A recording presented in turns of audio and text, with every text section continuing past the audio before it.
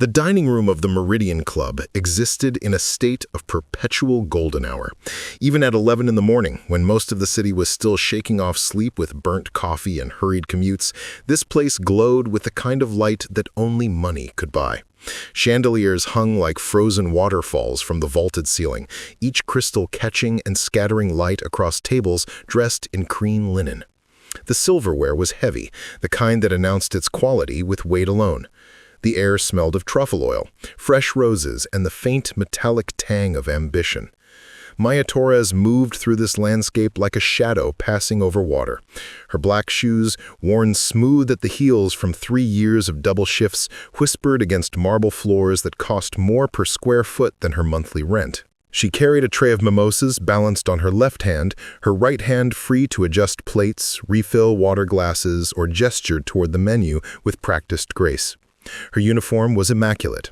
White shirt pressed to crisp perfection, black slacks that she'd learned to steam over her bathtub because dry cleaning ate into grocery money, a name tag that read Maya in elegant serif font. She was 27 years old and invisible. If you're enjoying this story so far, please take a moment to like this video and subscribe to the channel. Your support helps me create more content like this. Now, back to Maya's story. Not literally, of course. People saw her. They saw her enough to snap their fingers when their entrees took longer than expected, enough to complain about water spots on wine glasses, enough to leave tips that ranged from generous to insulting, depending on factors that had nothing to do with her service.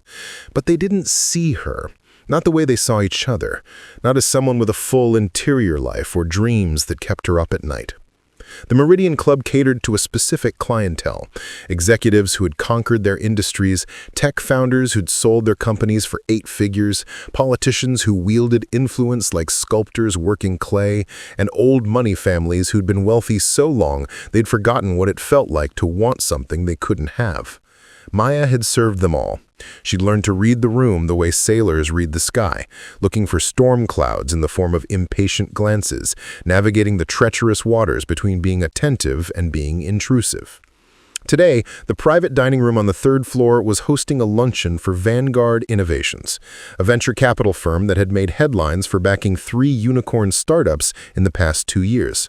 The room hummed with the particular energy of people who believed they were reshaping the future. 18 guests sat around a table custom-made from a single slab of walnut, its grain flowing like a river of dark honey. At the head of the table sat Marcus Whitfield. He was 52 but looked 40, thanks to a personal trainer, a chef who calculated macros to the gram, and a dermatologist who charged what Maya made in a month for a single appointment. His suit was navy brioni, his watch a vintage Patek Philippe that cost more than a decent car, his haircut executed with architectural precision. He had the kind of face that photographed well, strong jaw, clear blue eyes, the faint crinkles at the corners that suggested he smiled often, though anyone who worked with him knew those smiles rarely reached his eyes. Marcus Whitfield hadn't built his empire by being kind. He'd built it by being brilliant, ruthless, and utterly convinced of his own exceptionalism. Maya approached the table with a fresh pot of coffee, the kind that cost $40 a pound and was roasted by artisans in small batches in Brooklyn.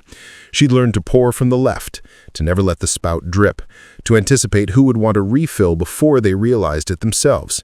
She moved clockwise around the table, filling cups with the quiet efficiency of someone who'd done this 10,000 times. The Patterson deal closes Friday. We're looking at 32% return in 18 months, one of the junior partners was saying, a woman named Diane whose entire personality seemed to be constructed from caffeine and calculated aggression. 32%. Marcus leaned back in his chair, swirling his coffee. My grandmother could get 32%. We're not in the business of good. We're in the business of extraordinary. The table laughed, not because it was funny, but because Marcus had said it. Maya finished her circuit and retreated to the sideboard, where she checked the temperature of the food warming beneath silver domes, adjusted the placement of serving spoons, and tried to become furniture. This was part of the skill, being present but not noticed, available but not intrusive. But she had her poetry. That made her real. She'd started writing at 14, sitting in the back of her 9th grade English class while Mrs. Chen read Langston Hughes aloud. The words had hit her like a door opening in a wall she hadn't known was there. What happens to a dream deferred? She'd gone home and filled 3 notebook pages before dinner, words spilling out of her faster than she could catch them, trying to capture the way sunlight looked coming through the dirty window of their apartment, the way her mother's hands looked when she came home from her nursing shift, the way the city sounded at 3 in the morning when she couldn't sleep. 14 years later, she was still writing, still chasing that feeling of the door opening, still believing, despite all evidence to the contrary, that words mattered. Entertainment, Marcus was saying, his voice cutting through her thoughts. That's what we're missing. We've got fintech, we've got healthcare AI, we've got sustainable energy, but entertainment is where the real money is. Look at what happened with a phone rang. Not a polite vibration, but an actual ringtone, some generic marimba that bounced off the walls. Everyone looked at the culprit, a man named Richard who had the grace to look embarrassed as he silenced it. Sorry, Richard muttered. My daughter's school. I told them only emergencies. Family, Marcus said, with the particular condescension of someone who considered family both a necessary status symbol and a constant inconvenience. Speaking of which, Thompson, how was that thing your wife dragged you to, the opera? James Thompson, a partner who wore his misery like an expensive cologne, groaned. 3 hours of screeching in Italian. Sarah loves it, says it's culture. He made air quotes around the word culture, and the table laughed again. That's what we need more of, one of the younger associates chimed in. A man named Brad who had the kind of aggressive enthusiasm that came from too much cocaine and too little self-awareness. Real culture, not just money, art, poetry, the stuff that makes life worth living. Poetry? Marcus's eyebrow arched. Poetry is what people write when they can't succeed at anything that matters. It's the participation trophy of literature. Anyone can string together some emotional nonsense and call it deep. Maya's hand tightened on the coffee pot. She didn't mean to react. She'd learned long ago that the opinions of wealthy men on subjects they knew nothing about should slide off her like water off glass. But something about his tone, that casual dismissiveness, that absolute certainty that he was right about everything, made something hot and sharp twist in her chest. I mean, come on, Marcus continued, warming to his subject the way he always did when he had an audience. Poetry is basically just whining with line breaks. Oh, I'm so sad. The rain is a metaphor for my feelings. Please, the world runs on code and capital, not feelings and metaphors. I write poetry, Maya said. The words left her mouth before her brain could stop them. 14 people turned to look at her simultaneously, as if a piece of furniture had suddenly spoken.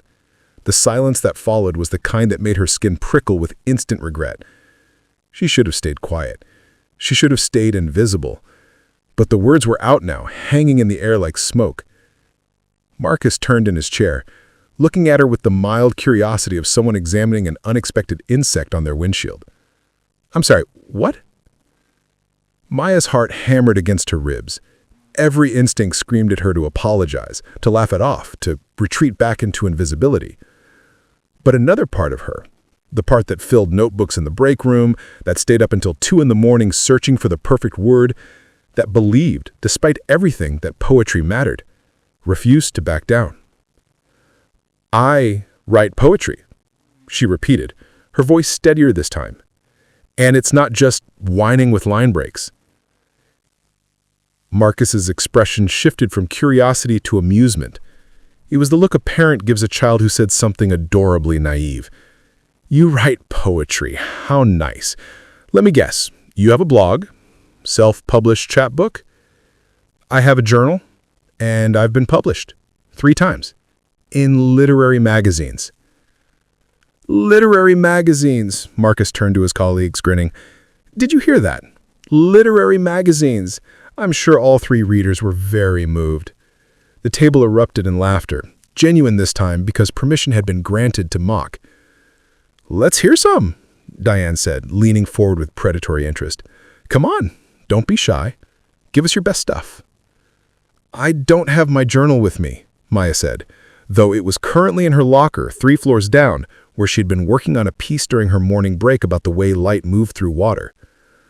"Oh, that's too bad," Marcus said with exaggerated disappointment, "because I would love to hear what profound truths a waitress has discovered about the human condition. I'm sure it's very authentic, very raw." He drew out the last word, making it sound like something slightly disgusting. Maya's felt brush. She should walk away. She should smile politely and refill the water glasses and let this moment pass. That's what a smart person would do. That's what a person who valued their paycheck would do. "But I can recite something," she heard herself say, "if you really want to hear it." Marcus's smile widened. This was even better than he'd hoped. "Please, the floor is yours." Maya set down the coffee pot on the sideboard. Her hands were shaking slightly, so she clasped them together in front of her. The room had gone silent again, but this time it felt different, anticipatory, like the moment before storm breaks. 18 pairs of eyes watched her, most of them openly amused, waiting for the entertainment of watching someone humiliate themselves. She took a breath, and then she began to speak. Not her own words. She couldn't trust herself to remember her own poetry under this pressure, with her pulse roaring in her ears and her future employment hanging in the balance. But she remembered other words. Words that had been living in her mind since she was 16, since Mrs. Chen had taught their class about the sonnets, since she'd stayed up all night reading and rereading until the rhythms were written into her bones. She spoke Shakespeare's Sonnet 29, letting the words flow from her with the same care she'd use pouring expensive coffee. Her voice, usually kept soft and unobtrusive, filled the room. She didn't perform it. She didn't need to. The words were strong enough on their own. She spoke of being in disgrace with fortune and men's eyes, of crying out in solitude, of troubling heaven with bootless cries. She spoke of looking at what others possessed and wishing for their gifts, their opportunities, their wealth. She spoke of being dissatisfied with what she had, of feeling hopeless. And then, the turn, the volta, the shift that made Shakespeare Shakespeare. The remembrance of love that changed everything, the realization that even in disgrace, even in poverty, even when the world dismissed you as nothing, there was something that made you richer than kings, something that wouldn't trade its state with those who wore crowns. When she finished, the last line hanging in the air like the final note of a song, the silence was absolute. Thank you for watching this far. If this story is resonating with you, please share it with someone who needs to hear it. And don't forget to hit that like button. It really helps the channel grow. Now, let's see how Marcus responds. Marcus Whitfield's smile had vanished.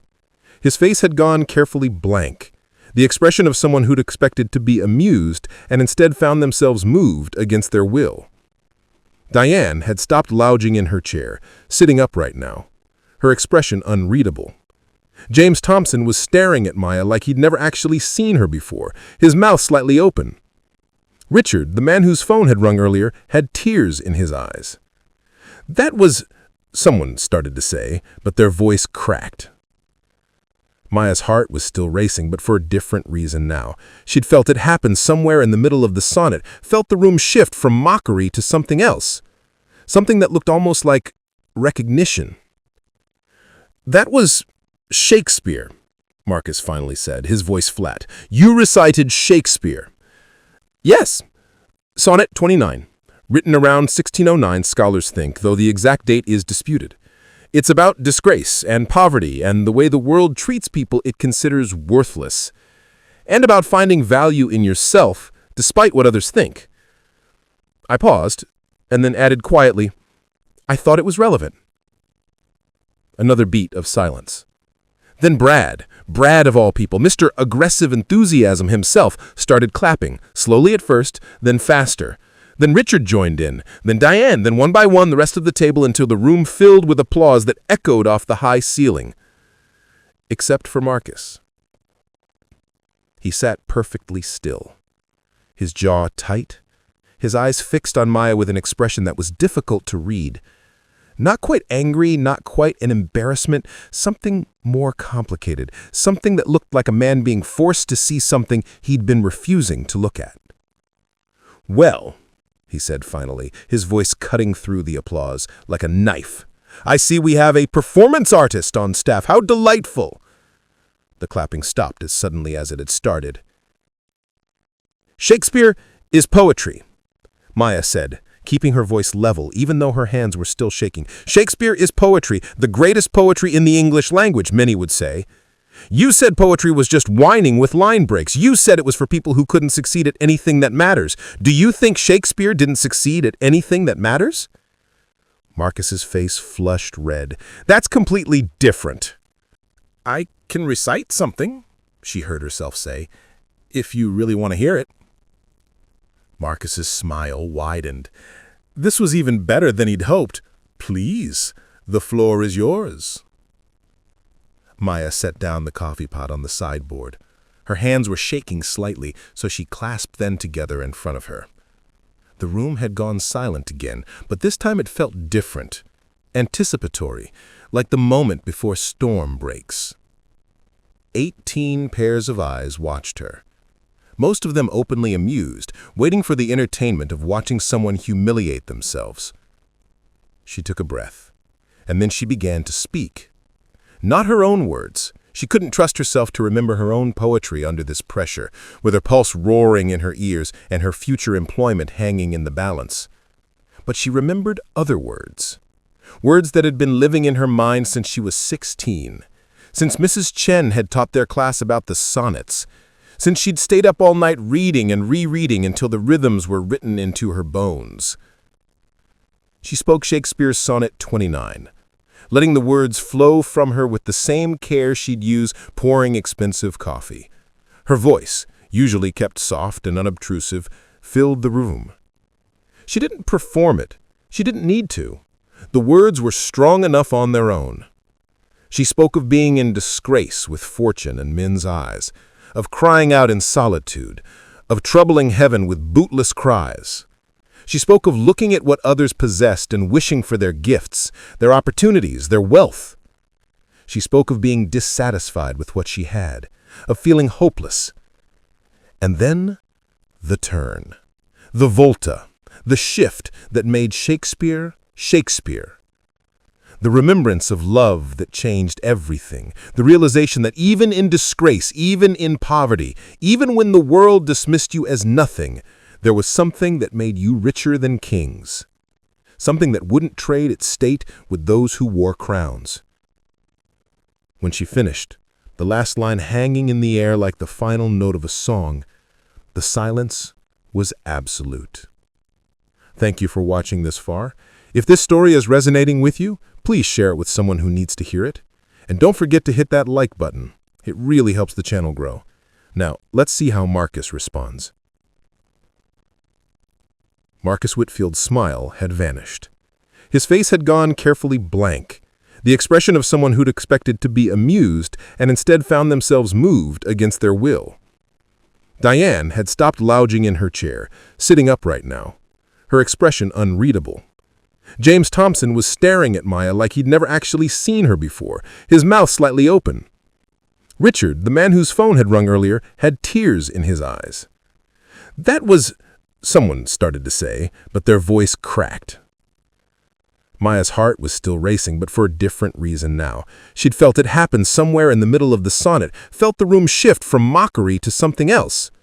Something that looked almost like recognition. "That was Shakespeare," Marcus finally said, his voice flat. "You recited Shakespeare." "Yes, Sonnet 29. Written around 1609, scholars think, though the exact date is disputed. It's about disgrace and poverty and the way the world treats people it considers worthless. And about finding value in yourself, despite what others think." I paused, and then added quietly, "I thought it was relevant." Another beat of silence.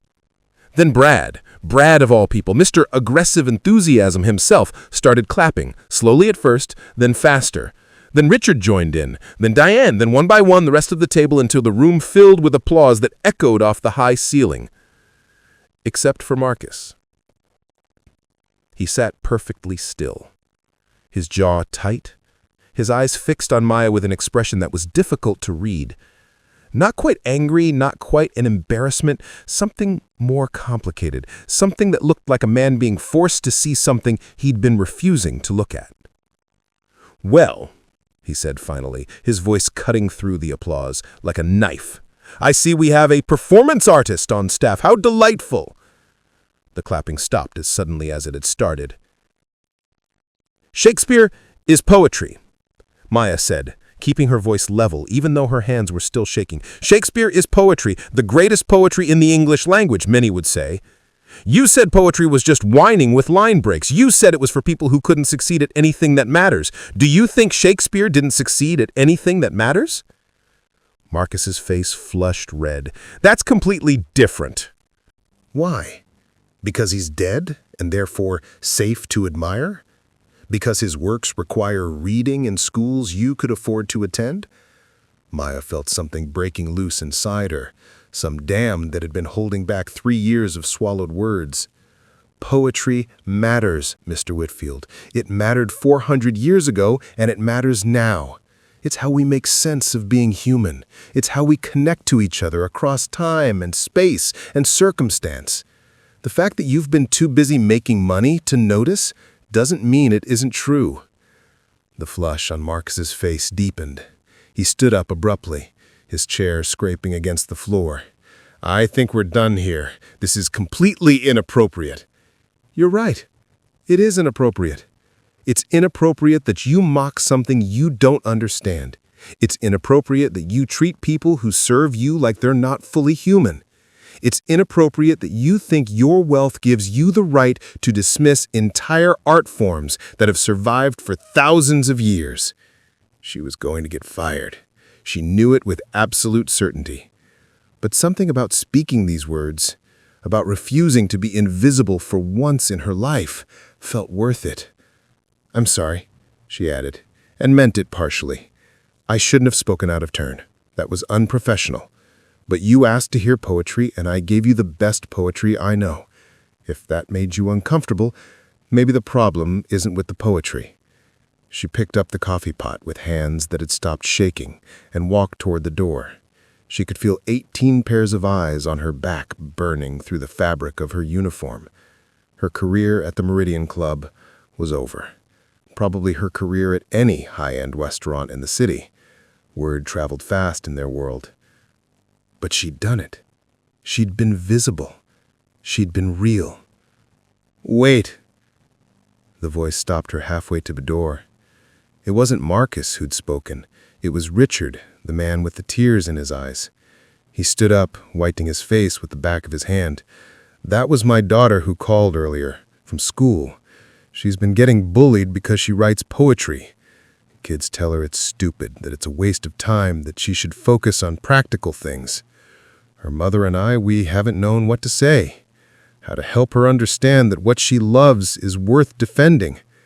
He looked at Maya, then at Marcus, then back at Maya. "But I think I know what to tell her now. Thank you." Maya nodded, not trusting herself to speak. "Richard," Marcus started, but another voice interrupted. "I minored in English literature," Diane said quietly. Everyone turned to look at her. "At Yale. I wrote my thesis on Emily Dickinson. Haven't read a poem in 8 years. Too busy, I told myself. Too busy making money and building a career." I laughed bitterly. I forgot why I fell in love with words in the first place. James Thompson cleared his throat. "My son wants to be a writer. I told him to get a business degree first, something practical, something that matters." He looked down at his hands.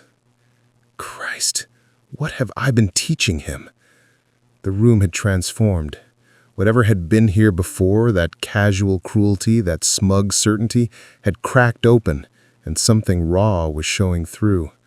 Maya stood frozen by the door, the coffee pot still in her hand, watching grown men and women in $1,000 suits have something that looked like a collective moment of recognition. Marcus Whitfield stood at the head of the table, his face still flushed, his jaw working like he was trying to chew through words that wouldn't come. He looked at Maya, and for the first time she saw something other than amusement or dismissal in his eyes. She saw fear. Not fear of her specifically, fear of the mirror she just held up.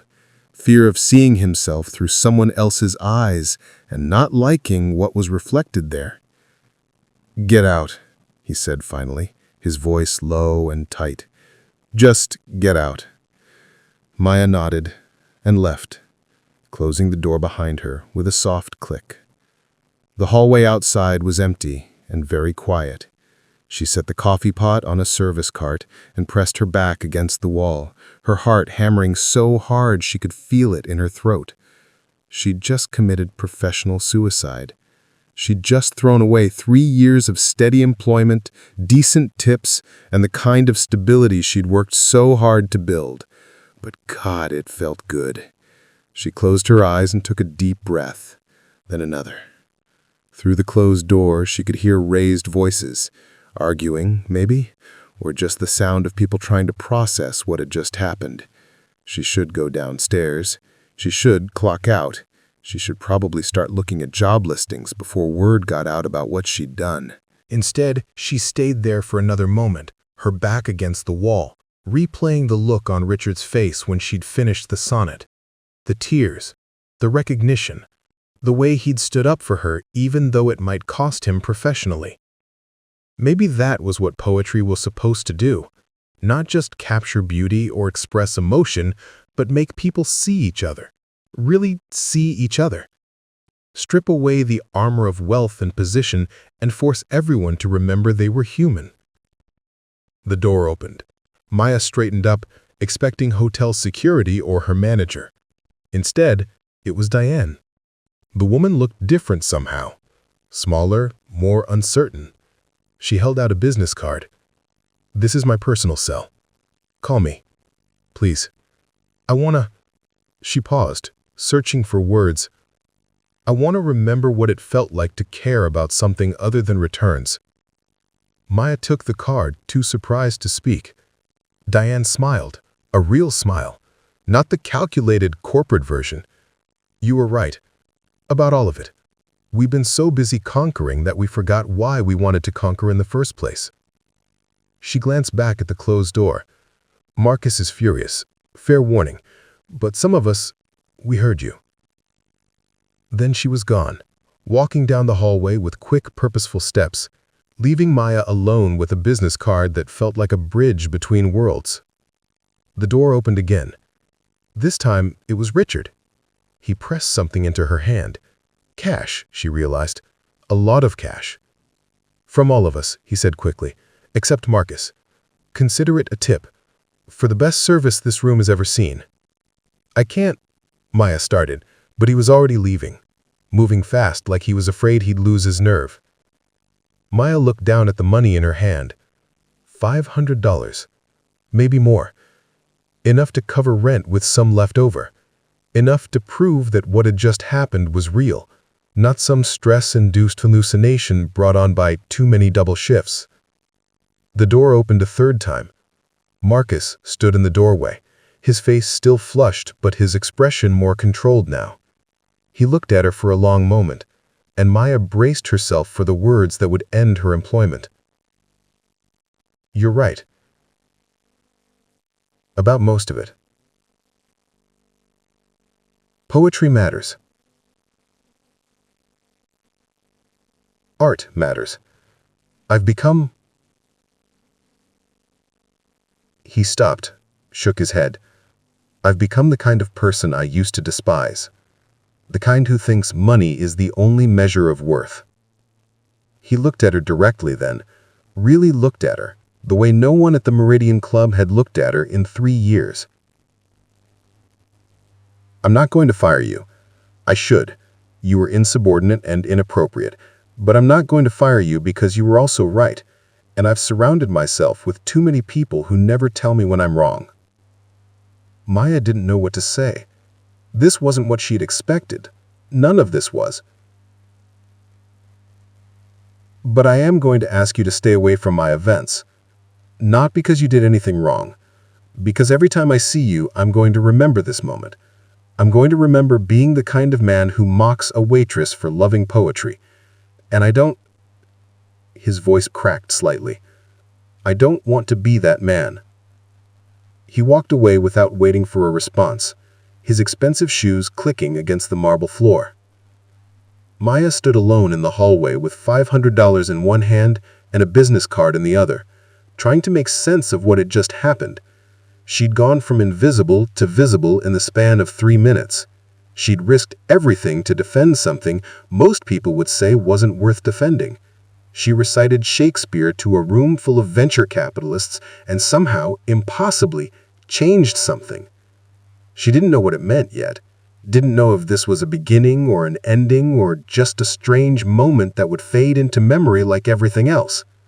But she knew one thing for certain. She would never be invisible again. Not to herself. And that, she thought, was worth more than any tip. Maya's apartment was a 4th-floor walk-up in Washington Heights, squeezed between a bodega that never closed and a laundromat where the dryers shook the whole building when they ran. The building itself was 100 years old, with radiators that clanged like ghosts arguing and windows that had been painted shut so many times that they'd become permanent fixtures. Her unit, 3F, was small enough that she could stand in the center and touch both walls if she stretched, but it was hers, or at least it would be hers until the rent increased again. The walls were covered in pages torn from notebooks, poems written in her small, precise handwriting and taped up like wallpaper. Some were complete works she was proud of. Others were fragments, lines that had come to her on the subway, images she was trying to capture, metaphors that almost worked, but not quite. Her literary agent, if she'd had one, would probably tell her to curate better. But this was her private space, her museum of attempts, and she liked being surrounded by proof that she was trying. The apartment smelled like coffee and old paper, and the jasmine incense she burned to cover the smell of her neighbor's cooking. She'd learned to love the scent of turmeric and cumin, even though it soaked into her clothes and made her smell like someone else's dinner. The furniture was mostly secondhand.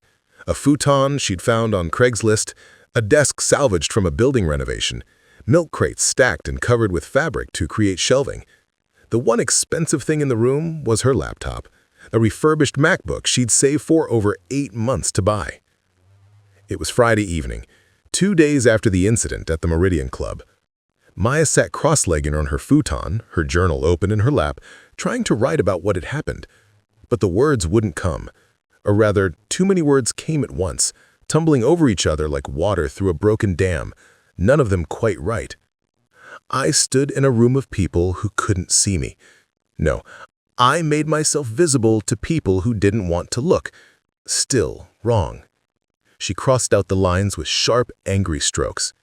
The truth was more complicated than a poem could capture. The truth was that she felt proud and ashamed simultaneously, victorious and foolish, brave and reckless. She'd defended poetry, yes, but she'd also lost her temper. She'd been unprofessional. She'd let Marcus Whitfield's words get under her skin, instead of letting them slide off the way she'd learned to let everything slide off. And now she didn't know what to do with the aftermath. The money was sitting on her desk, $520 in cash, still in the small stack Richard had pressed into her hand. She hadn't spent it yet. Part of her wanted to use it for rent, for groceries, for the practical necessities that always consumed her paycheck. But another part wanted to keep it separate, untouched, as proof that the moment had been real. Her phone buzzed. She glanced at the screen. Elena. Elena Martinez had been Maya's best friend since sophomore year of high school, when they'd both ended up in detention for cutting gym class to sit in the library and read. Elena was now a social worker in the Bronx, dealing daily with cases that would break most people, but somehow keeping her humor and humanity intact. She had a laugh like a bell and opinions like sledgehammers, and she was one of the few people who'd read every poem Maya had ever written. Maya answered, "Hey. Oh my God, are you alive? You haven't texted me back in 2 days. I was about to file a missing persons report. Sorry, work has been—" Maya paused, trying to find words. Weird. Weird how? Did someone finally tip you 100%? Did that asshole manager of yours get fired? Tell me everything. Maya found herself smiling despite the knot of anxiety in her chest. I kind of had a confrontation with a client. Silence. Then, please tell me you didn't throw hot coffee on someone. Please tell me you still have a job. I still have a job. Barely. And I didn't throw anything. I just... How to explain? I recited Shakespeare at a venture capitalist who said poetry was worthless. Another pause. Longer this time. You did what now? Maya told her the whole story, the words coming faster as she went. Marcus's dismissive comments, her inability to stay quiet. The moment she'd started speaking and the room had gone silent. The aftermath, Richard's tears, Diane's business card, Marcus's strange half-apology. Holy shit, Elena breathed when Maya finished. You're my hero. Seriously, I want to get that printed on a t-shirt. I recited Shakespeare at a venture capitalist. I think I'm going to get fired. Didn't you just say you still have your job? For now, but Marcus asked me to stay away from his events, which means I'm going to lose tips from the private dining rooms, which are the best tips, which means I'm probably going to have to pick up extra shifts or find a second job or... The anxiety she'd been holding at bay came flooding back. Maya, Elena's voice went soft but firm, the tone she used with her most difficult cases. Listen to me. You didn't cause drama. You stood up for something that matters to you. There's a difference. Is there? Because right now it feels like I just made my life harder for no good reason. For no good reason? Didn't you say that guy Richard told you his daughter was being bullied for writing poetry, and you helped him figure out how to support her? Didn't Diane give you her card because you reminded her why she fell in love with literature in the first place? Pause. You changed people's lives in that room, Maya. Maybe just for a moment, but you changed them. That's not nothing. Maya looked at the pages taped to her walls. Years of work. Years of trying to find the right words to capture feelings that most people never bothered trying to articulate. But what if it doesn't matter in the long run? What if they all go back to their lives and forget about it, and I'm just the dramatic waitress who made a scene? Then you still did it for yourself, Elena said simply. You stopped being invisible. You used your voice. That matters even if no one else remembers it. Easy for you to say. You're not the one who might have to explain to her landlord why rent is late. True? I'm the one who's going to loan you money if it comes to that, which it won't. You're the best server at that place. They're not going to fire you. Maya wanted to believe that. She wanted to believe that competence and hard work would insulate her from the consequences of speaking out. But she'd seen too many people lose their jobs for less. She'd watched a line cook get fired for arguing with a chef about proper knife techniques. She'd seen a hostess let go for being difficult after she'd complained about a regular who kept touching her arm when he came in. The service industry was built on the premise that the customer was always right and the staff were always replaceable. I should let you go, Maya said, even though talking to Elena had helped. I need to figure out my schedule for next week.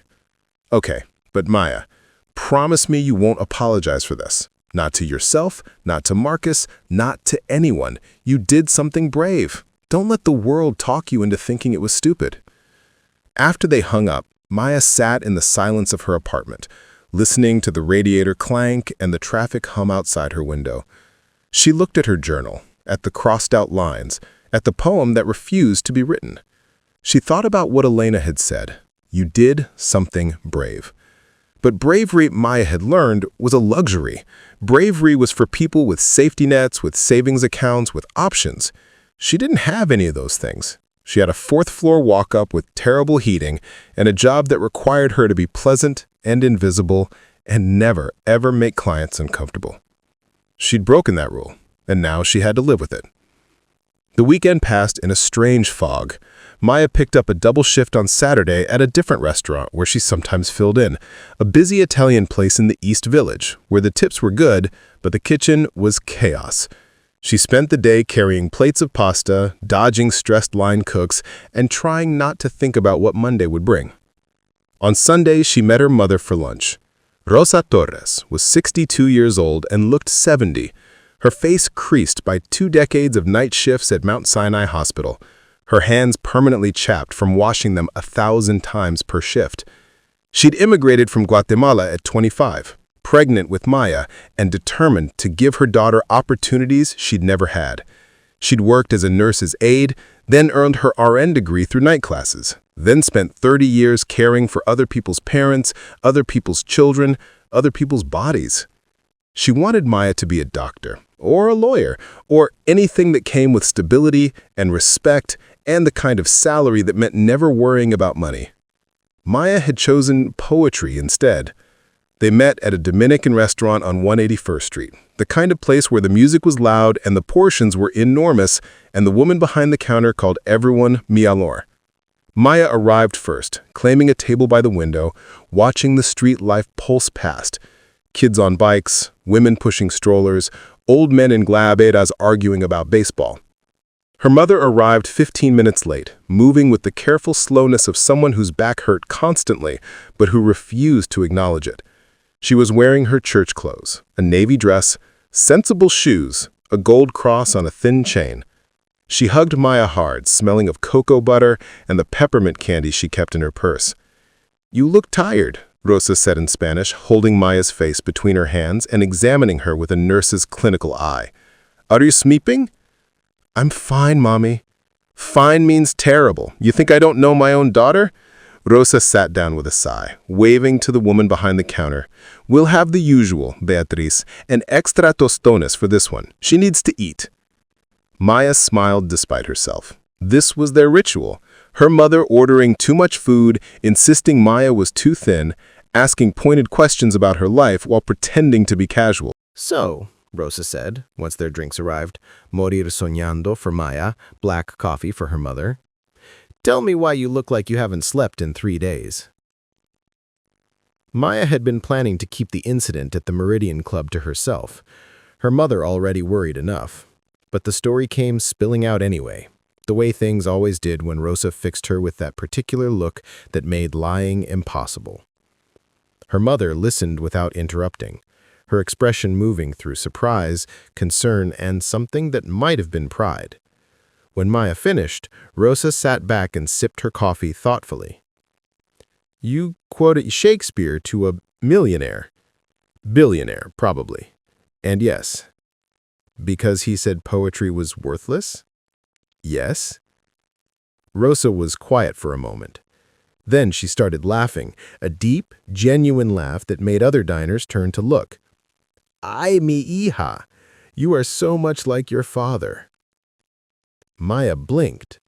Her father was not a subject they discussed often. He died when she was 8, a construction accident, a fall from scaffolding that had turned a Tuesday morning into the dividing line between before and after.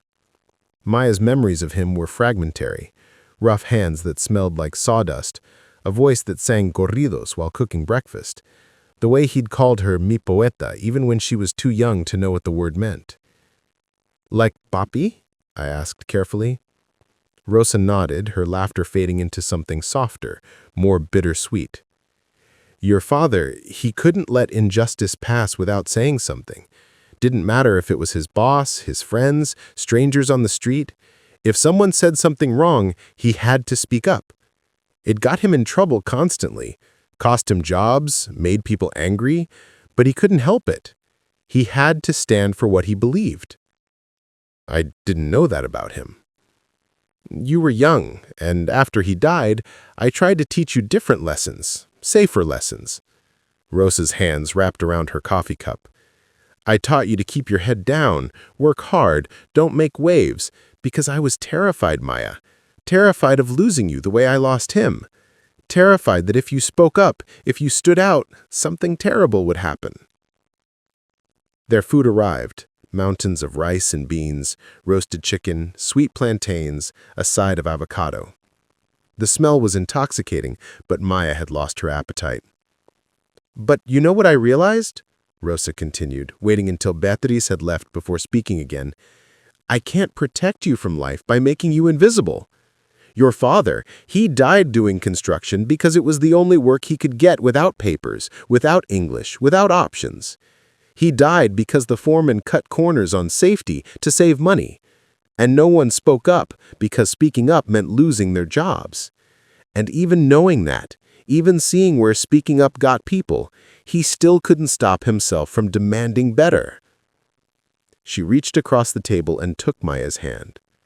You have his heart, his need to defend what matters. I tried to train it out of you, but it's there in your bones, just like your poetry. And I'm done being afraid of it. Maya felt tears pricking at her eyes. I might lose my job, Mommy. Then you'll find another one. You always do.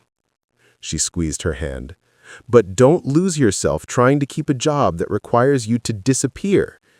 Your father didn't die so his daughter could spend her life pretending to be less than she is. They ate in comfortable silence for a while, the kind of silence that only happens between people who've known each other forever. Maya felt something loosening in her chest, some knot of anxiety she'd been carrying since Friday afternoon. Tell me a poem, Rosa said suddenly. One of yours, not Shakespeare. You. Maya hesitated.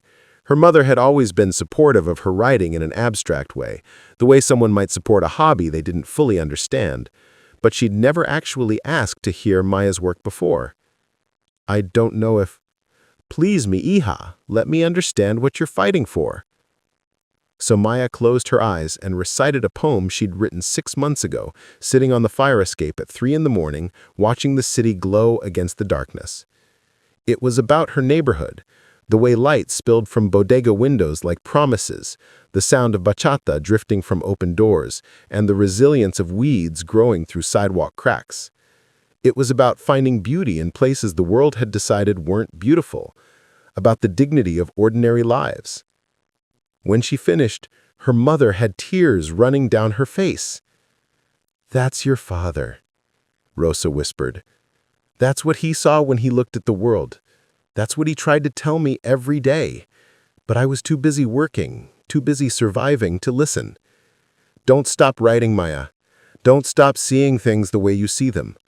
The world needs people who can show us what we're too tired to notice. Maya reached across the table and held her mother's hand. And for the first time since Friday, she felt certain she'd done the right thing. Monday morning arrived like a judgment. Maya woke at 6, her alarm piercing the pre-dawn darkness, and lay in bed staring at the ceiling, trying to convince her body to move. She'd barely slept, her mind racing through worst-case scenarios.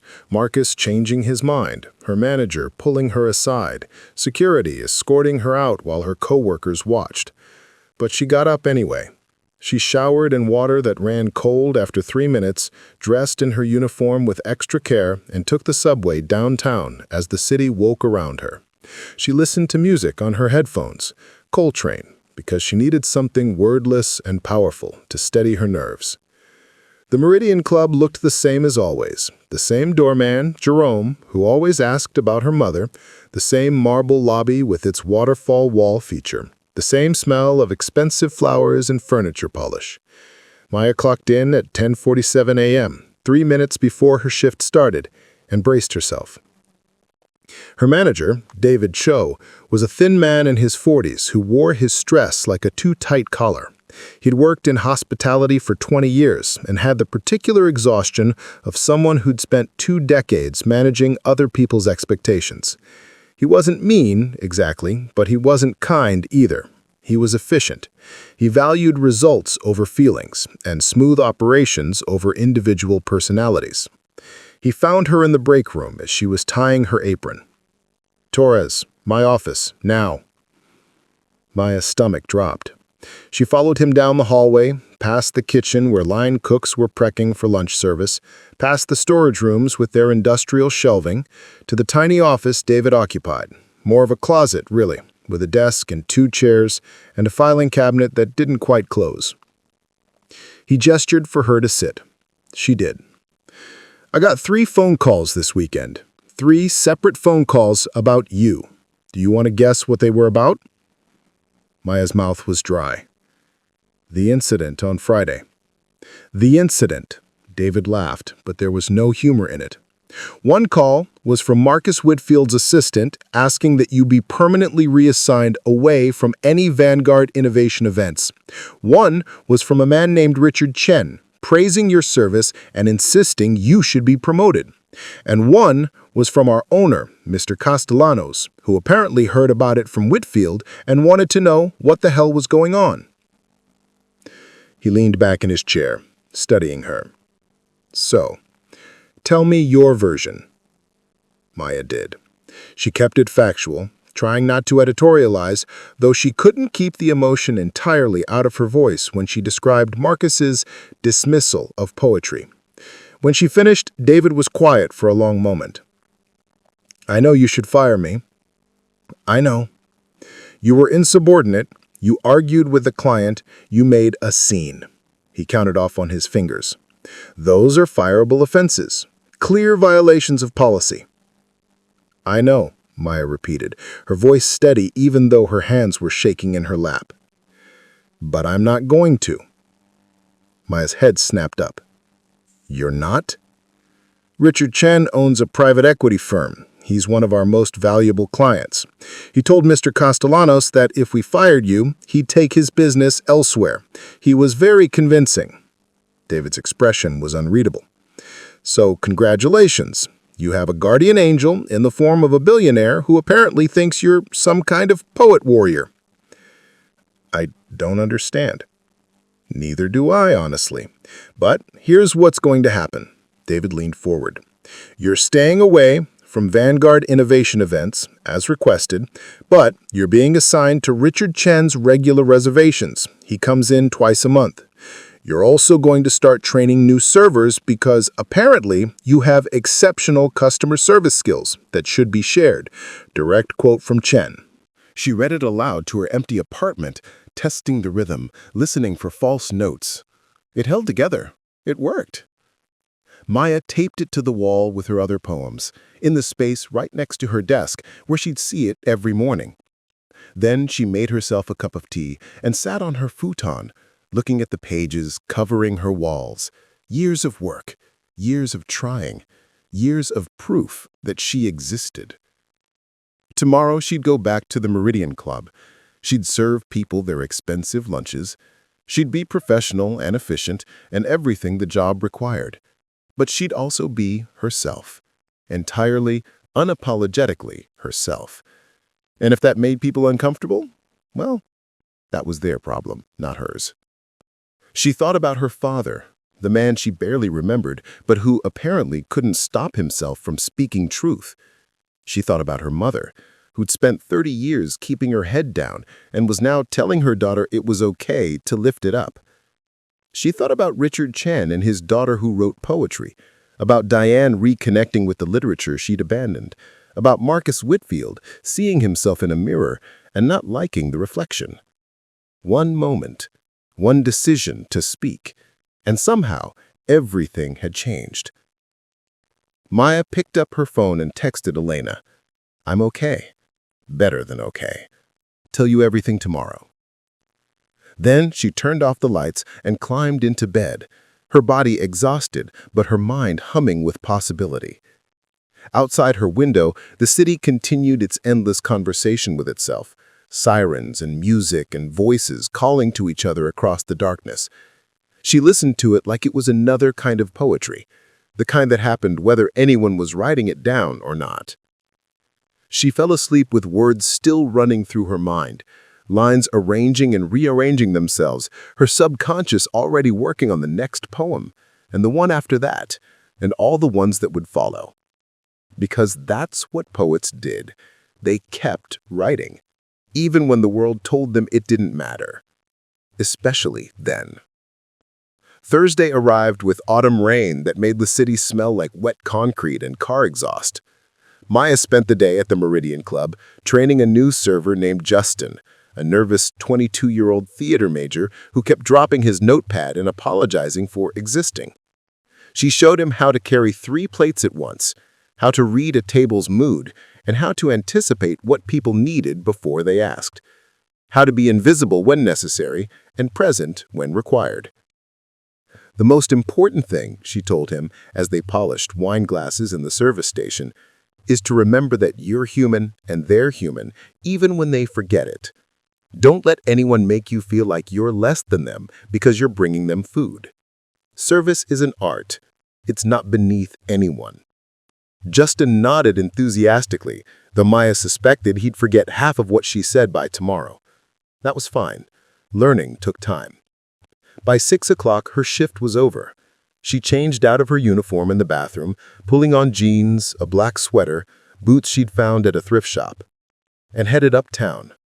The subway was packed with rush-hour bodies, everyone pressed together in that particular New York intimacy of forced proximity. Maya stood near the door, watching the stations flash past, mentally reviewing the list of poets scheduled for tonight's reading. Word and Spirit bookstore occupied a narrow storefront on 187th Street, squeezed between a barbershop and a store that sold religious items, candles, rosaries, statues of saints with knowing eyes.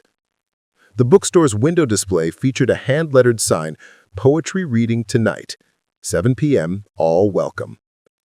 Inside, the space was cramped but cozy, shelves crammed with secondhand books, mismatched chairs arranged in a semicircle, a microphone stand that Marcus, the owner, not the venture capitalist, had bought used from a comedy club.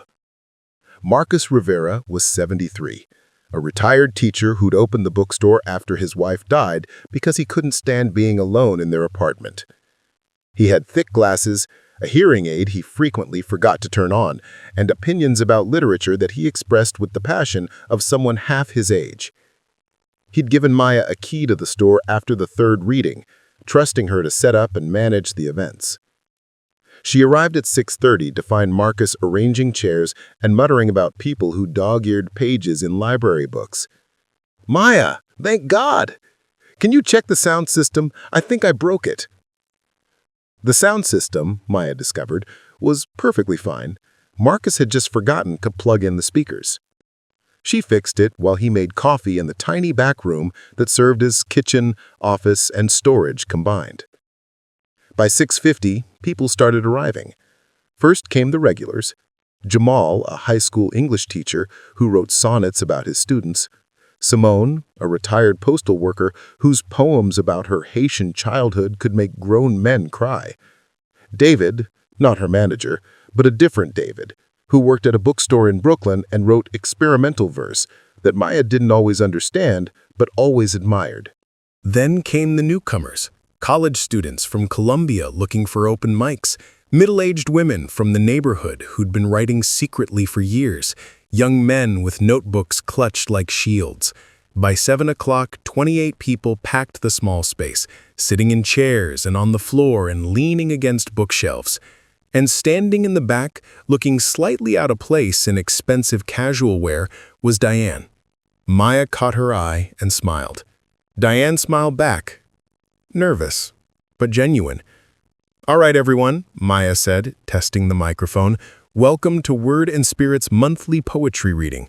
For those of you who are new, this is a supportive space. We're here to share our words, listen to each other, and remember why language matters. The only rule is respect. For the poet, for the work, for the act of creation itself." She paused, looking around the room at the faces, young and old, black and brown and white, confident and terrified, and everything in between. This was her favorite moment, right before the poetry started, when the room was full of potential and everyone's words were still perfect in their heads. Who wants to go first? Jamal raised his hand. He walked to the microphone with the confidence of someone who taught teenagers for a living and no longer feared judgment. His poem was about a student who'd written an essay comparing Shakespeare to Kendrick Lamar and how that essay had changed the way he understood both artists. The room listened in attentive silence, punctuated by snaps of appreciation, the poet's version of applause. Simone went next, reading a piece about Port-au-Prince before the earthquake, her voice thick with longing for a place that no longer existed except in memory. Several people wiped their eyes when she finished. The reading continued, each poet bringing their particular truth to the microphone. A young woman read about recovering from an eating disorder. An older man shared a love poem to his husband of 30 years.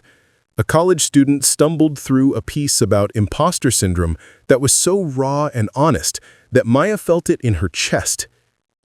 This, she thought, this is why poetry matters. Around 8:30, during a brief intermission while Marcus made more coffee, Diane approached Maya. "This is incredible," she said quietly.